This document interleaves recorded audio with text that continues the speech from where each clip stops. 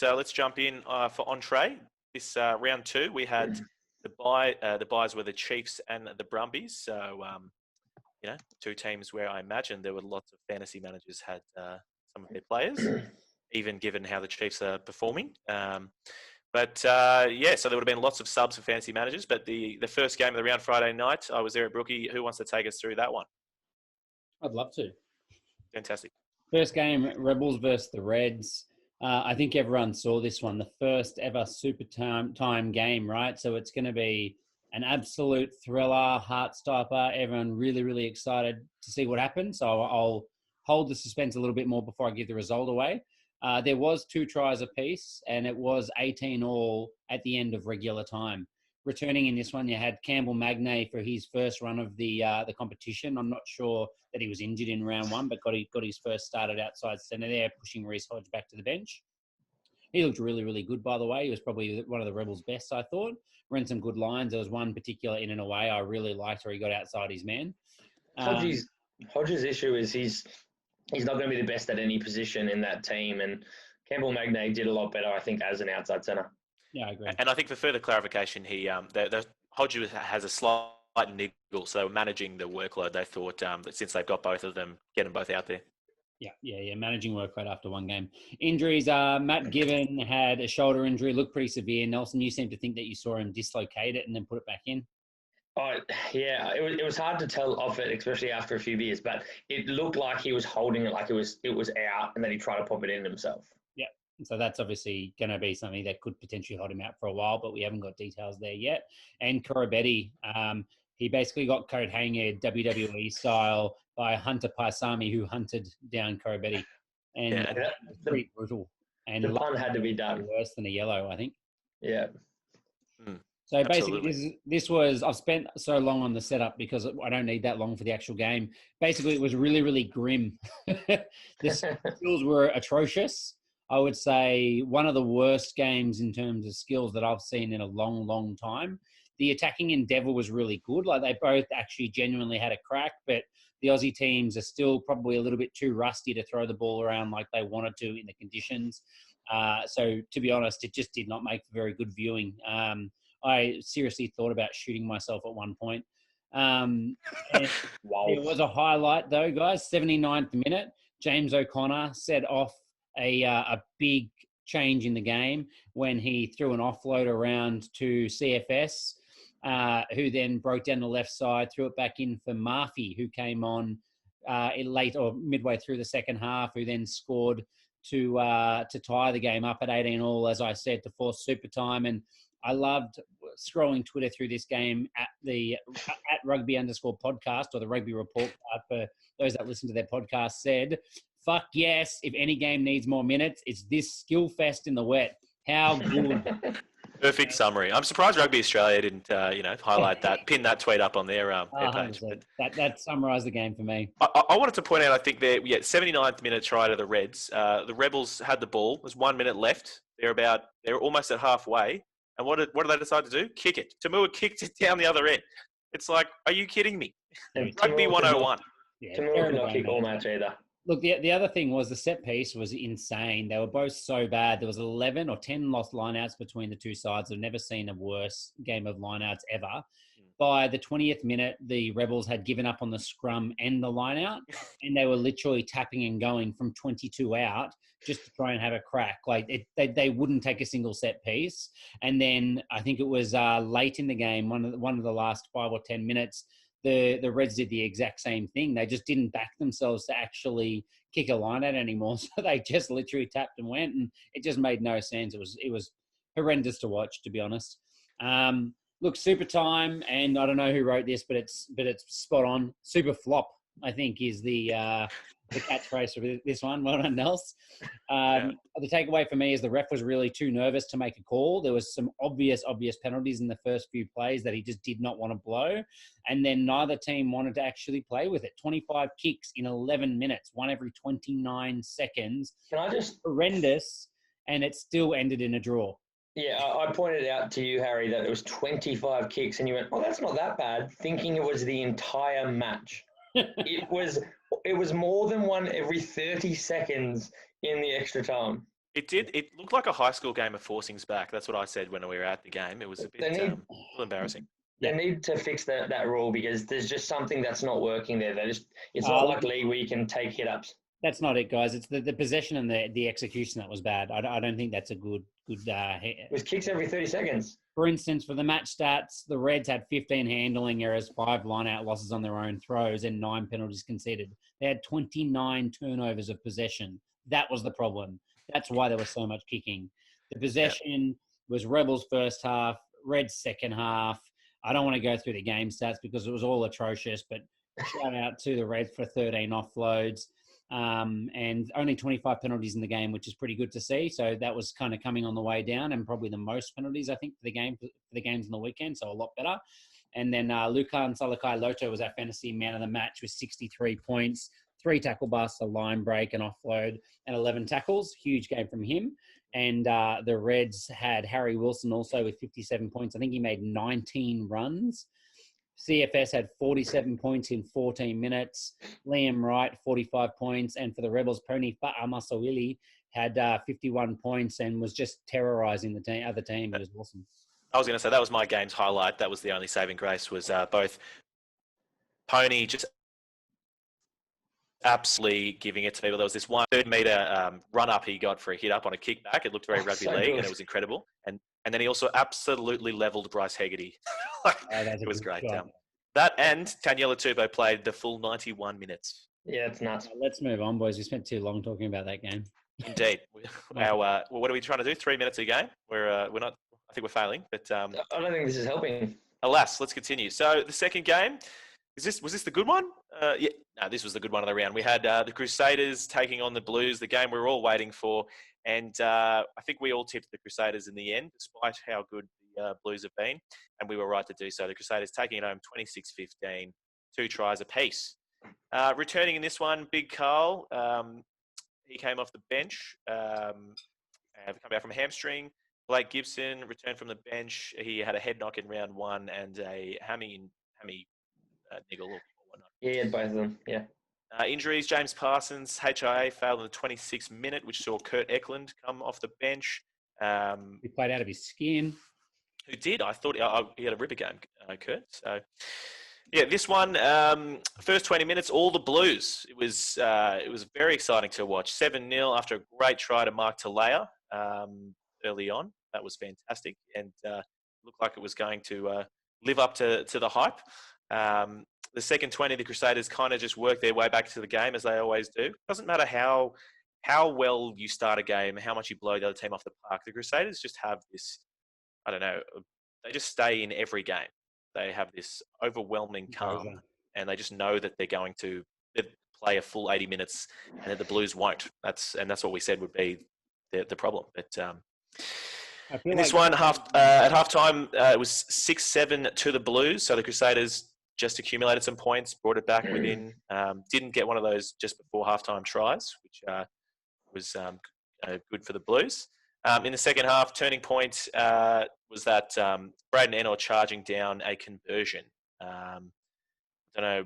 And that was on the back of some dodgy calls. I think the Blues were very lucky to score a couple of contentious calls that all favoured the Blues, and ended in Rico scoring a good try himself. But Braden Ennor immediately on the attack charged it down, and man, the game changed. It's true. It's the little things, isn't it? Yeah, I feel like he was kicking that really close as well. It's like definitely take it further back. He was like 15 out or something, you know? Yeah, there was one later in the game that I can't remember who was kicking. It was like, I think it was one of the Crusaders kicking. I mean, Moanga, obviously, but he was like 5 metres out directly in front as well. And they didn't even bother coming up to him and to try and charge him down. Yeah, it shows a difference in intense or just full concentration for the full 80, doesn't it? Yeah. Speaking of Richie kicking, how about late in the game that little kickoff where he just janked it 10, caught him napping. That was straight after the charge down. Oh, was that straight after? Sorry, right, yeah. That was so good. Well, that's right there. Those two things combined, that's the momentum swing for you. I'd forgotten that was straight away. So, in terms of the match stats, Crusaders ended up with 60% of territory and possession. Meters 250 to 201, so not a lot in it. That's the general trend. So 25 to 21 tackle busts. Line breaks, the Blues had 7 to 4. and tackle success was 80% for the or 79% for the Crusaders, 83% for the Blues. Penalties, though, were telling, 6 to the Crusaders and 12 to the Blues. Fantasy, in terms of fantasy here, Richie Mo'unga continues to impress. Second week over 60 points. 65 points for him, 12 runs for 62 metres, 8 tackle busts, a line break, an offload, try assist, and 6 from 6 kicks. Absolutely nailed it. And Cody Taylor also delivered again another performance close to 50 points with 48. The Blues, no one got over 40, so didn't bother reporting it for them. But yeah, it would have been nice to see if the Blues could continue their momentum into the second half, but wasn't to be. Look, I think you've done us a real disservice here, Kagi. We just spent longer talking about that terrible Aussie game than this one. One thing, as a jaded Australian fan, the Blues haven't beaten the Crusaders since 2004, 16. Yeah, that's in Canterbury. In Christchurch. In Christchurch. Yeah.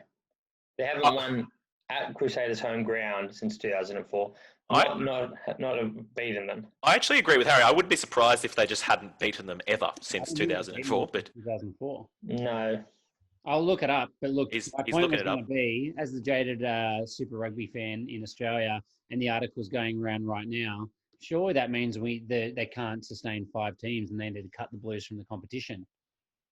I feel like we're opening a whole new kettle of fish here. We might see if we have time for dessert and that. I might put the hammer down and we'll move on. I think. Any more takeaways from this game? Who was the player of the match for yours?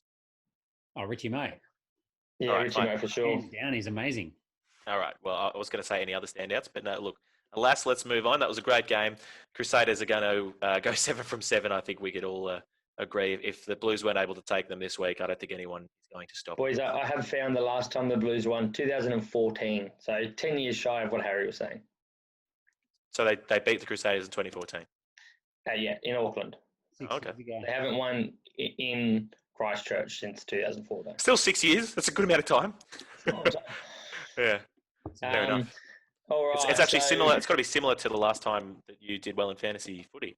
Around probably. Apologies to the Auckland fans, then, guys. Do you pick a lot of Blues play? Does it correlate? Is there a trend there or something? Or I don't know. Kagi, you've had one good year, mate. You're a flop. So table, mate. Come on, let's move on. You can't talk to me like that, mate. You're doing quite well these 2 weeks. All right, so this was a absolute thriller. Not really at all, though. Waratahs 24 to the Force 14. I was with Kiwis watching this match, and they said surprisingly they thought it was a good game, but it was mainly because we were drinking and playing darts and only occasionally looking at the TV. In terms of the returns column, Carmichael Hunt returned, and he actually had a bit of an impact. There was no new injuries that I know of in this match. The Western Force really started, I think, as the strongest side. First 15 minutes, controlled the tempo. There was nothing too flashy, but they worked their way into a 14-0 lead. It's very impressive, I thought. Just an impressive start. Very impressive start, I thought. They had good intent and they had good control. It was just nothing too flashy. I don't think Pryor and Lance really controlled the game quite well. 2 experienced playmakers. But there wasn't a killer blow to a lot of their things, a lot of their plays that I think, they probably could have capitalised more, because they did look like, they had all the possession. They had all the territory in that first 15 minutes. The Waratahs didn't even touch the ball. But, taking 14 points out of it, you can't really complain. Then just before halftime, the Tars decided they wanted to get involved in the game and scored a try. So they went into the break 14-7 down. The second half was all the Waratahs. The Force didn't seem like they could maintain what they did early on in that match. All the talk about them was that they were going to be the most drilled, the fittest team in the Aussie comp, because they were coming from rapid rugby, which is quick and fast-paced.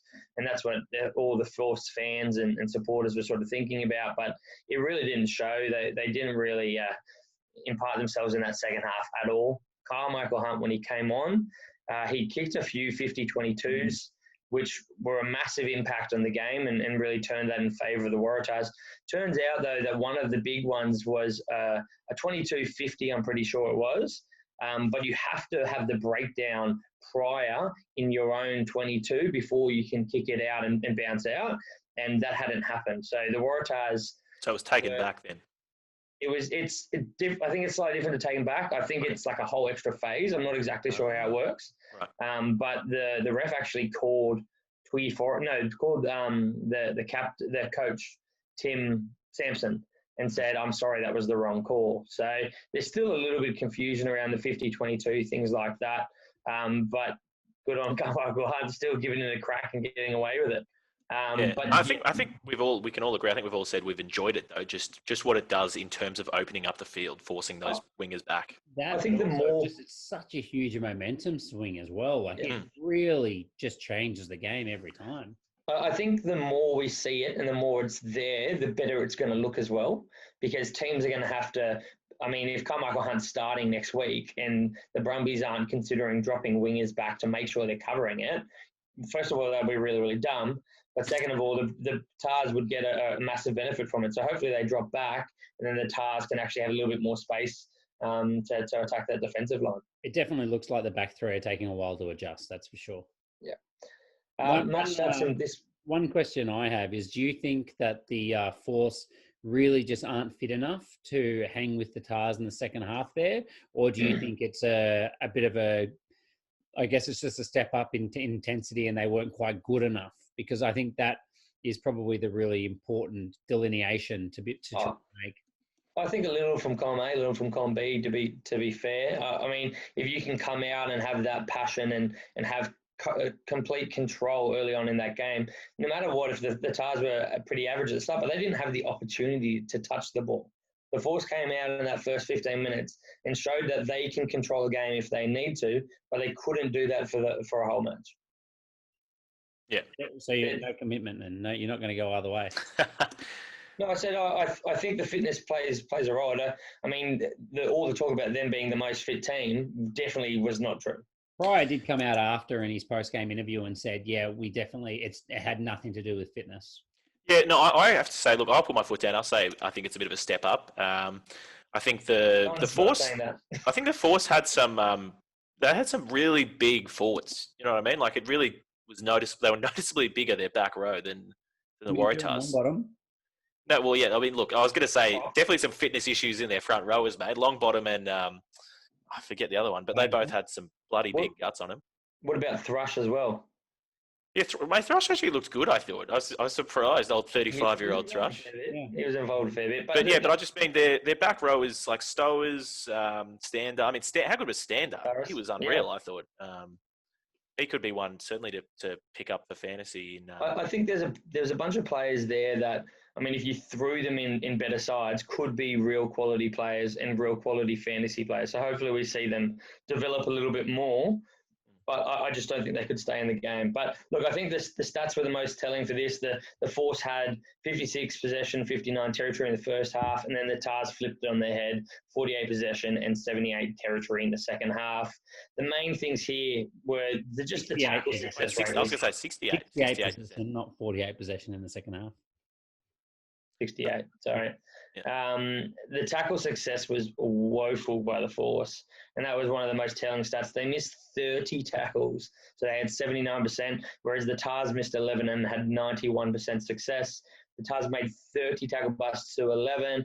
The line breaks were 9-3. The lineouts were also something that was a big step down for the Force, because they only got 10 of 15, whereas the Tars got 15 of 16.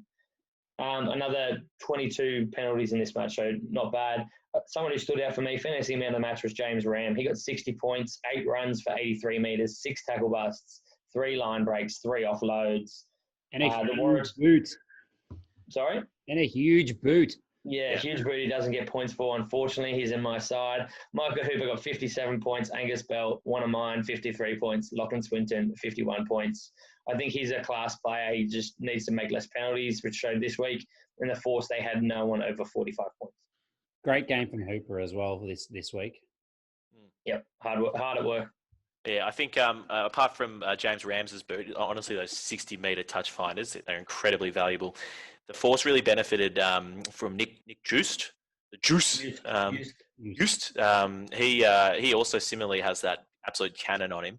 And I think, when Godwin came back on off the bench, obviously returning from not many minutes in training, but if Godwin's back starting next week, obviously I'm spoiling the preview here, they're going to miss that massive kick from...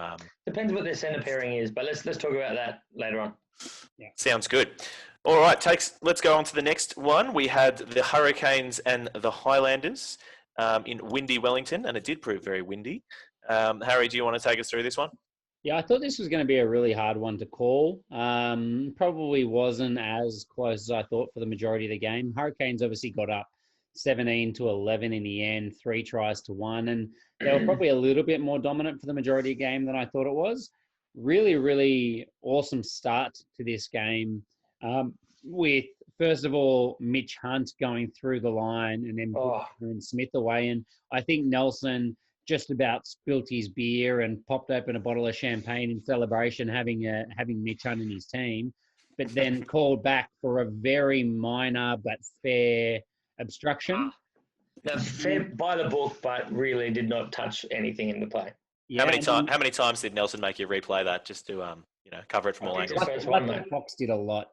But then on the back of that, the swing of momentum was massive because next minute there was a penalty and a 5-metre scrum or a 15-metre line out, for the Hurricanes. And off the back of that long phase play, you had Fletcher Smith stepping out and hitting Lamarpian an underline for an obstruction as well. And it was kind of 2 tries, 2 disallowed, and it was just 2 teams having a real crack at each other. From that point, though, I think the Hurricanes kind of took control and got up about 12-0, I think it was, at halftime. Yeah. He had an injury to Dylan Hunt. I think it's somewhere in the second half there. He got poked in the eye by his own team, all the injuries, friendly fire this week. But he looked in a bad way. It looked like he really, really hammered his eye. And then shortly after halftime, Flanders scored to make it 17-0. I can't believe I actually skipped over TJ Perinara's try. I was going to pull you up. Yeah. I'd bring that up, mate, for sure. How good was it? So he take a step, throw a dummy, Aaron Smith by it, and then he just steps and ran through. And the weirdest thing was, as he put the ball down to go ahead in the game, he was shaking his head like that was ridiculous. Like, how did that happen? They were going at each other all game. That was actually one of the best narratives of that game, I thought, was just TJ and Aaron going at each other. There was a few things. Aaron Smith dove as TJ Perinara went to pass the ball and just took the ball out of his arms. Yeah. It was absolutely amazing. He hadn't passed it yet. He dove and took the ball out of his arms. It was great. It was really a scrum half masterclass there. But that dummy from TJ, that was brilliant. So that was very good. Speaking of scrum halves, TJ Perinara also plays at fly half now. Yeah. So he can do it all, mate. I think I don't know how I feel about that from a game point of view. I know Jamie Booth is too good to leave on the bench. And they're thinking that obviously TJ Perinara is too good to take off the field, and they're a bit unsure about their 10s. But I'm not sure that putting him at fly half is the answer, to be honest, either. I think, if anything, it's just going to crush the spirits of Garden Bishop and Fletcher Smith, who are now being taken off the field for a halfback. But gold for fantasy, and obviously it worked because he was, to spoiler alert, the fantasy man of the week with 68 points. To go into his stats while I'm here, he had 12 runs a try, a couple of tackle busts, 3 line breaks, 4 offloads, and 90 passes. So I'm pretty sure that means in the last 10 minutes he was passing to himself from 9 to 10 and then again from 10 to 12. So just mammoth, just 3 points for him. The game fell away a little bit in the back end of in that second half until maybe the last 5, when the Highlanders kind of put in a bit of a late-ditch effort, and it kind of brought a little bit of excitement back into the game. But I've got to say I was a little bit disappointed with the second half intensity. And look, just shout out to Mitch Hunt, who I think has been growing into this season. I was completely unconvinced by him at the start of the year, but I thought this was his best game yet. Unluckily for him, 2 of his best plays got called back for penalties later. But he also, awesome he just picked his time so well. Like we were talking about, he's a poor man's Moong, and the fact that he's playing flat and he can slot through that line just absolutely brilliantly at the right time. When he seems to put his head down to do it, he gets through. He just doesn't do it as much normally as other 10s in the comp, but it really seemed like he did it a few extra times this week. They just did get called back. Yeah. I think we also didn't recognise enough his his turn of speed, like his turn of pace. Just like when he steps, he then bolts off like as quick as anyone, I think. But, Everything. Oh my God. No. Anyway, No Hurricanes Moanga. dominant in possession and territory, 63 and 67% respectively, and even more so in the second half. The tackle bust 31-20, line breaks 20-9, so huge 20 line breaks from the Hurricanes against a team that's notoriously good in defense. 17 offloads to 6 for them as well. Then the kick success was pretty atrocious on both sides. 33% for the Hurricanes, 50% for the Highlanders. And the tackle success, I've got to say, 77%, 68 from 88 for the Hurricanes is woeful. And Highlanders, 84%, but they missed 31 tackles as well. So really average, but they did make 195 attempts compared to 88. So I think that shows the weight of possession that the Highlanders did have. Quick shout out as well to Nani Lamape on 66 points. Big game from him. Asafa Amour, 56 points, continues to kill it. But he's good. Best game, most complete game yet. Tyrell Lomax and Curtis Van Vyk, I refuse to call him Jacobus. 53 points for him. Artie Sevilla, 49. And Flanders, 47 points as well. So huge points all round in this one. Highlanders, Aaron Smith, 59. Michaele Tu'u, 48. Nareki, 46, despite a few mistakes. And Tokalihi, 45. Excellent. Yeah. No, I think. Do you reckon the Hurricanes lose anything with Dane Coles off and Aumua in? Like, if Aumua was playing like that, I don't think they lost anything, to be honest with you. I don't know how the line-out throwing was. I was going to say just a line-out throw, basically. That's it. Yeah. Very good. All right. Well, that concludes our entree.